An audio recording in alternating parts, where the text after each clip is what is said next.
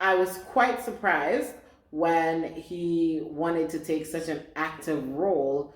We would say, wait, why aren't we getting pregnant? And she's always saying, oh, why am I not getting a pregnancy scare?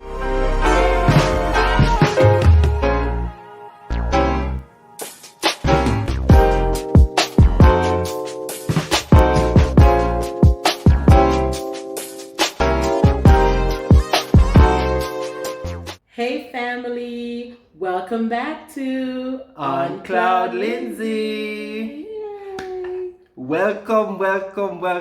And if you're new, this is your first time watching, welcome. I say welcome.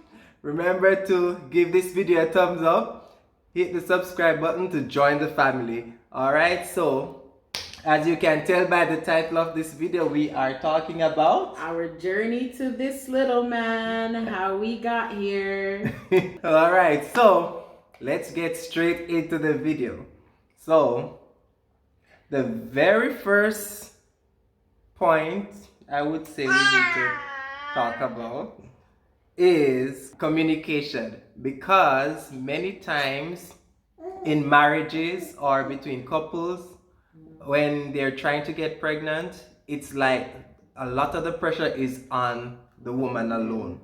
And I believe that the man should also be actively involved in the process from the very beginning. And I don't mean that process, from before that process.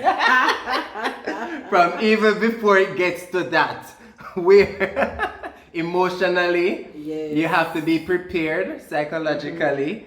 Many times it's just, okay, we want to get pregnant, and there's no real communication about like what's, if we can't get pregnant, Then what? if we are struggling, what will we do, and things like that. And most times all of these thoughts are on the woman. Would you agree? Definitely, most definitely. Yes, and because of that, and because of what I have seen around me growing up, I made it a point of duty to make sure that I was actively involved. And if my memory served me right, even before we started actively trying in any way, Trish would keep anything about pregnancy to herself. She wouldn't want to talk about it too much. Am I right or am I wrong? Actually, yes. Why? Well, like you said, a lot of it is it's always been about the woman. So if you get pregnant, going about getting pregnant, the steps leading up to it, everything, it's always, okay, I got to think about this, I got to think about that, and not include him. Don't involve him. Don't bother him about stuff like that, because that's not his job. Like, his job is just to provide the semen.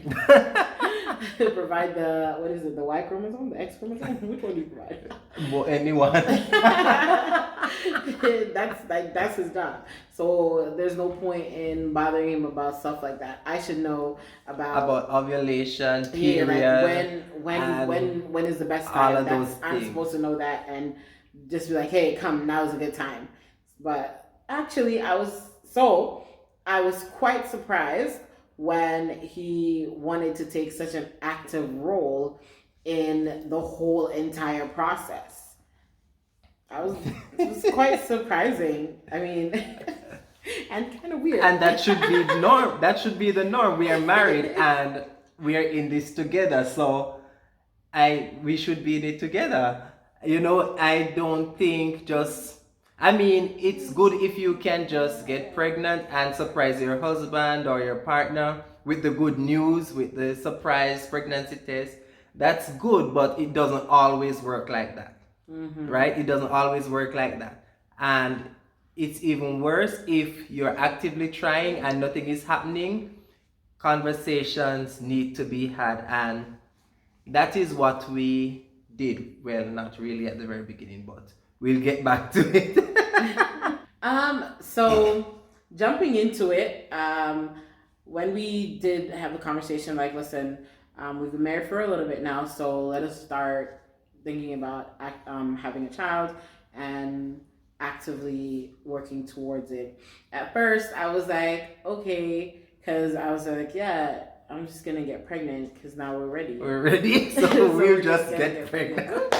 Pregnant. But we found out, no, that's not how it works. You gotta actually work towards it. If it's really something that you want to do, you can't just decide, oh, surprise, I'm gonna be pregnant, whatever, after one try. Let's say, okay, let's just go all the way, no protection, no contraceptive, no nothing. Exactly. Just go all the way, and whoops, you should be pregnant. Exactly.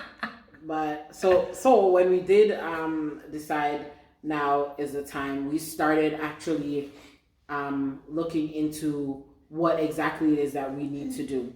And one of the things that we found was a good idea was to do ovulation tracking. He found that out, not me. So he was like, okay, maybe you should track your ovulation. I was like, track my ovulation? Can I say why I found it out?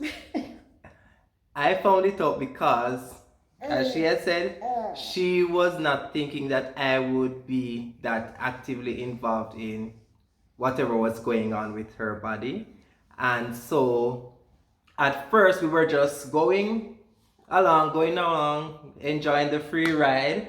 And we realized that after a few months, which word we can use, because we know we have a wide range of audience. Nothing was happening. And we were going on for a long time, and we would say, wait, why aren't we getting pregnant? And she's always saying, oh, why am I not getting a pregnancy scare?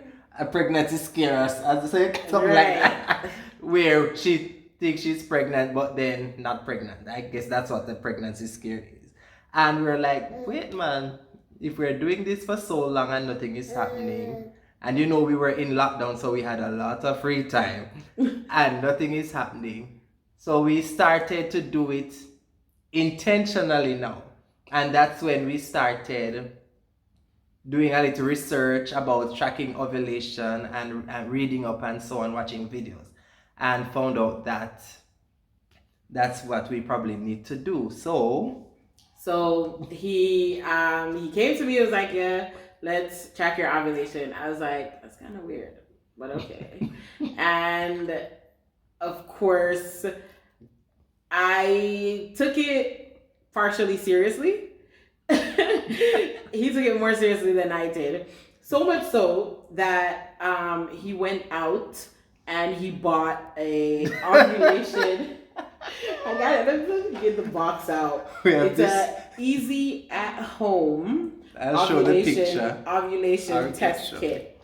Yeah. So it has, like, I think a whole 100 ovulation testing strips, and it has no more siblings eat any 20 pregnancy test strips. So a whole bunch of them in there. And at first he was like, okay, get a notebook, get something that you can. Well, no. At first I did it. I checked out how to do it, and I tried it, and then I just tossed them. Like, okay, no, all right, throw it away. But then he's like, okay, no, you need to really track it, follow it. And I was like, oh man, work. I don't want to do this. So that was the first month. It didn't work the first month. No, it didn't. So he was like, okay, get a book, get a notebook, and that way you can put them into the notebook so you can pay attention to it and follow along. So I was like, all right. So I think this is about July. July. I started the notebook. I started a notebook in July, and if you see I still have my notebook. I will show some pictures. If you see the notebook for July, I think she wasn't consistent. It maybe have 5 strips. Because you weren't consistent. She was still kind of reserved, I guess, in doing it. Yeah, I was like, why? If it's supposed to happen, it's gonna happen. Why do we need to go through all of this? But right, whatever. So by about August, he was like, no, we need to really do this and take this seriously. Because now I was getting concerned because now I have to think about What if we really can't get pregnant? What if the problem is with me? What if the problem is with her? We need to know, so we need to go at it deliberately to see if something is wrong, if we need to go and check to find out if something is wrong and to see what the other options would be. So I was getting more and more concerned when I see that nothing was happening after so many months. So, well, to be fair, I had previously checked in just like a quick checkup with my doctors, my not OBGYNs, yes, my gynecologist, to make sure that everything was okay. And of course, she was like, "Well, yeah, everything's fine. There shouldn't be nothing wrong. There shouldn't be anything wrong with you guys being able to conceive a child." I was like, "All right, cool." So I wasn't really worried that something was wrong. Mm-hmm. Anyways, August rolls around and I was like, all right, let's try this with more intention. Went through every time every time I did a test strip, I wrote the time down. I had the time, and I put the test strip there for like the whole entire month. And then every time we clap. Every time we clap. Anyways, I wrote everything down in the book. Date, time, everything. And went through August, and I was like, well, nothing happened. So I was like, maybe we're doing it wrong. Let's just keep trying, whatever. Get a couple months in there and see. So I think for August we tried a little bit. That's when we actually tried doing it seriously. Mm-hmm. But I think we had stopped. Let me see the book. We have our book. We're showing the picture. You want to sleep, baby? You're already asleep. I want him to eat so he doesn't want to back up. We started in October to try again. September. And then she stopped. And then come back again September, and we decided that this time we failed July, we failed August. This time we're going to take it very seriously and do everything that we know we're supposed to do in September. And so what are some of the things that we did in September? So while we're tracking, we were also doing some other things, because we read up and we watched videos, and we had to diet. We were making a lot of smoothies for her. We were getting smoothie, remember? For us, yeah. Getting smoothie. We had our fruit and veg smoothies. And I made my peanut punch, and I saw something about maca powder that will help. What did I say maca powder do again? I don't know, it helps fertility. It helps in fertility. So we tried that. They said we should exercise. We walk, we run, and we buy a treadmill. We did everything.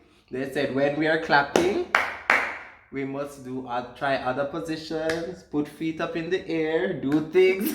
And the thing is, it sounds silly. Exactly. But we did it for it was giggles. fun. Yeah, it was fun. They said stand on your head. We said, all right, we standing on our head. We're on our head top. How long?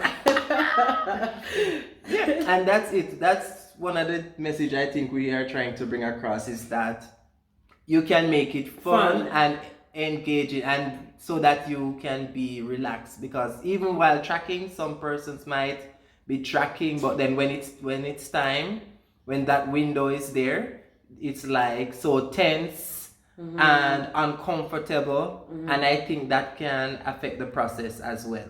So you have to make it fun, you have to be relaxed, so that your body can do what it's supposed to do at the right time. So a lot of this stuff, they seem silly, but we just did it.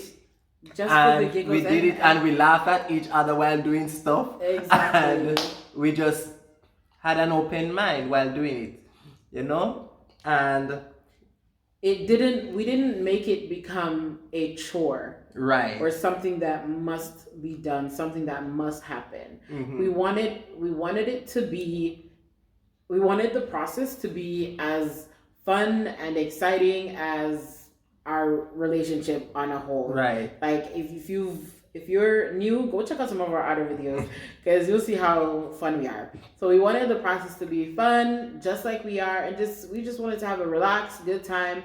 And hey, if it happens, it happens. If not, we try again next month. Exactly, we try again next option until either it happens or we start looking at other options. Right. So I think that's one of the most important things. That was our approach. Is to be relaxed and chilled about it. Right. And don't make your partner feel pressured. And if nothing happens the first month, don't let the other person feel bad about themselves, and don't blame anybody and say it's your fault or it's my fault.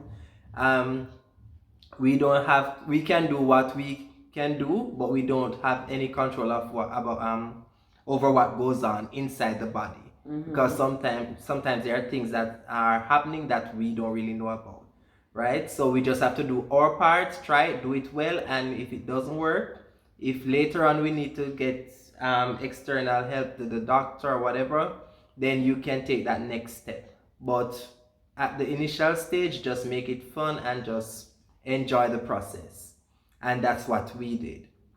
So in when now? In September, we took it seriously. We tracked it perfectly, and we caught the window. And I think she had to check 3 times a day or 2 times. Was it 3 or 2? You did it in the morning or in the afternoon and then in the evening, I think. 2 times. 2 times. No, it's 2 a.m. p.m. And you still miss some. So okay. They did it in the morning and in the evening. At several hours apart. Right. And just to catch the window, because for some persons we've learned that some persons have a wide window for pregnancy, some people have a narrow window. The ovulation window is either, it could be a few hours or like few days. Right. And so the ovulation window can be can range from like 3 to 5 days, and there are approximately a day and a half. That's actually really good. That's what I learned. I think now, listen, if you're a doctor, you probably know this stuff better than me, so correct me if I'm wrong. It's been a year now, so we're just trying to recall. Yeah, I'm trying to remember, but I think from my memory serves correct, there's like a day and a half that's like real good for you to get pregnant. Like your chances are a lot higher. So we try to like look out for that time from whenever it starts. It could start in the morning or it could start in the afternoon. So we try to look out for that time when we get that bright line that says, hey, high possibility. Time to go. Right. Yeah, and that was it. We did it, and in October, that's when we found out that a baby was on the way. We had the first sign, but even before we get to that, I think it was when she was about, we would say, 2 weeks pregnant. Maybe. Yeah, she had some muscle spasm. I had so I had like a really bad muscle spasm in my back, and there was a pain in my back that I couldn't do anything. I couldn't like move too fast, like any kind of jerking, and it would send my whole entire left side into shock, and I'd literally just freeze up and I cannot do anything. And for a few days, and then it got really bad. I had to rush out to the hospital. He had to drive me to the hospital in the middle of the night, through the mountains, through the desert, to get to the hospital. To get to my hospital, my hospital. 1 hour away. Yeah, and we got there. The doctor went through, of course, all the steps. He did blood work, urine analysis, and he's like, all the questions, are you pregnant?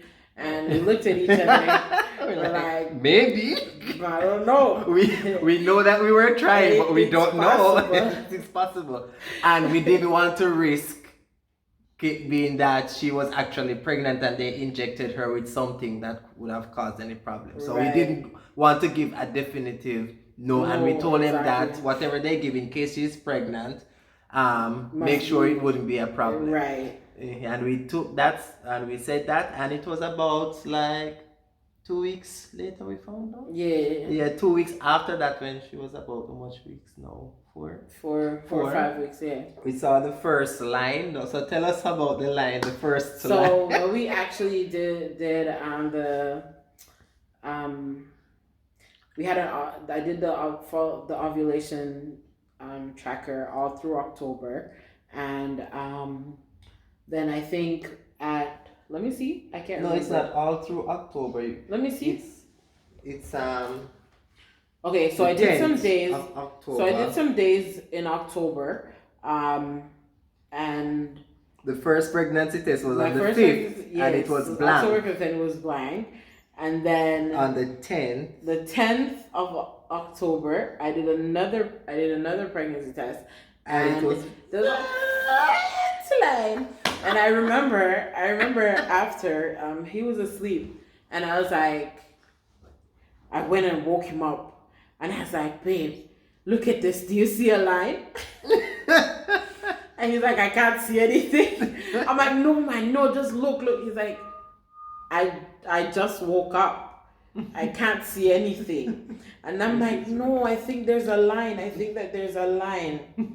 So he's like, no, I don't think so. So I was like, okay, I'll wait and then I'll try again.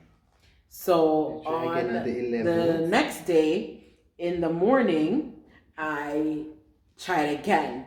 And I was like, no, come on. There's you have to see this line. Like there's a line there for real.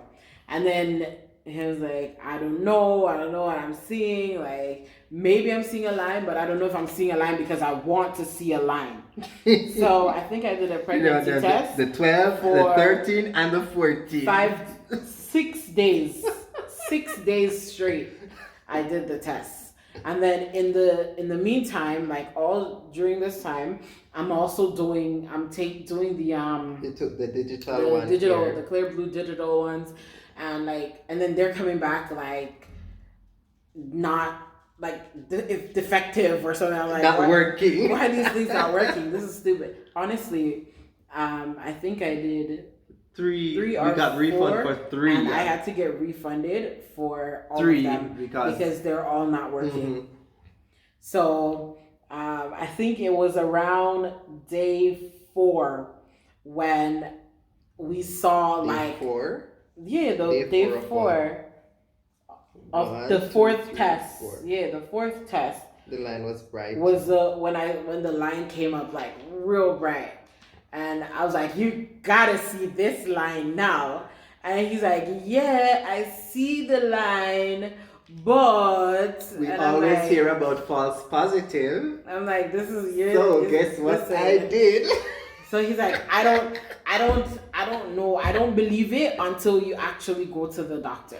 So no, before that, remember I tested with my urine. Oh yes, because I wanted to make sure. He had to do a urine sample too and to see if they were working well, because many times people talk about false positive and the strips not working. So I decided to test it. She took one, I took one. Mine didn't have any line at all, and hers had the faint line still. And of course he was like, I don't believe it until we actually go to the doctor and the doctor confirms it. I think to this day he still don't believe that I was ever pregnant. So I don't know, but that's it. That's how we got pregnant. Of getting pregnant. Now, will we do the same thing if we decide to have another baby? Will we do the same thing again? Why not? Why work? Maybe, why? maybe not. Why fool with a process that I mean, works? if we are trying to get pregnant at a specific time, we Yes. definitely would. But otherwise, in the meantime, if baby comes, baby comes. But you not agree? Yeah, look at that. Well, at a specific time. So why fool with a process that we see work? So honestly, we just want to encourage you guys out there. If you are trying and if you have been trying with no results, just kind of take a step back, take a minute, take a breather. Make sure that you're not overthinking, overworking, overexhausting And yourself stressing about and it. stressing about it, because I think that one of the things that why we were able to get pregnant so quickly is the lack of stress that we put into the process. The process is supposed to be It was fun. a stress-free process. It's supposed to be fun. It's supposed to be an exciting time, an exciting journey. So, I mean, unless there is something more there's something outside of the There are norm, other which you definitely issues, should talk to your doctors then, about, right. then just relax and have a good time. Still, even so, if it's the case where you need to get medical advice or intervention, still do it together as a couple and encourage each other and just go through the process together. And don't let either party feel uncomfortable or stressed Right. about it, because Exactly. that will just make it even more difficult. More difficult. Yeah, exactly. So, Yeah, so I mean, we're sounding like we're baby expert and we only We're have not. one child. We're just sharing our experience. We're not. We're also gonna do a video about raising a child, so we're not experts. No. The struggles of raising a child. But we'll see. So that's it for this video, guys. Anything else? No, that's it. Don't forget to like, share, subscribe. Help us reach 2K. Road to 2K. Help us get there. And Yes. see you next time On Cloud Lindsay. Lindsay. He's gonna Oh, he's sleep. sleeping.